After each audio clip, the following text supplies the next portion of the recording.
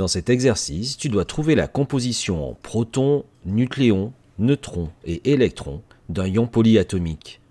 Tu as besoin de savoir trouver la structure d'un atome, la structure d'une molécule et l'excès de charge d'un ion. Les 3 vidéos suggérées peuvent t'aider. Tu as besoin d'une classification périodique pour trouver les informations nécessaires. Tu peux en télécharger une dans la description de cette vidéo. Mets en pause, puis relance pour la correction. Pour arriver à la bonne solution, il faut avoir compris que le passage d'un atome ou d'une molécule à un ion se fait uniquement par perte ou gain d'électrons. Seul ce nombre d'électrons sera différent de la molécule correspondante.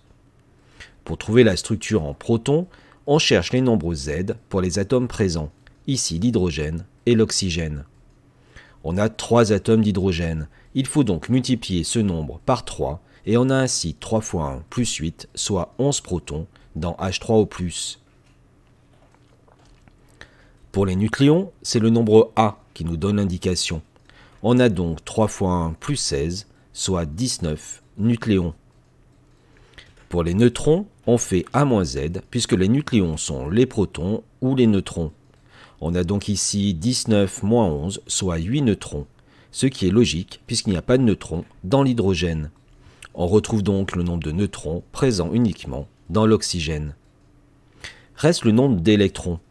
Dans une molécule, il serait égal au nombre de protons, c'est-à-dire 11, puisqu'une molécule est électriquement neutre. Il doit donc y avoir autant de protons chargés plus que d'électrons chargés moins. Ici, ce n'est pas une molécule, mais un ion. On a donc un excès de charge.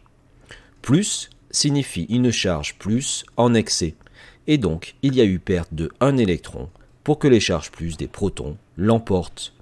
On n'a donc pas 11 électrons, mais seulement 10.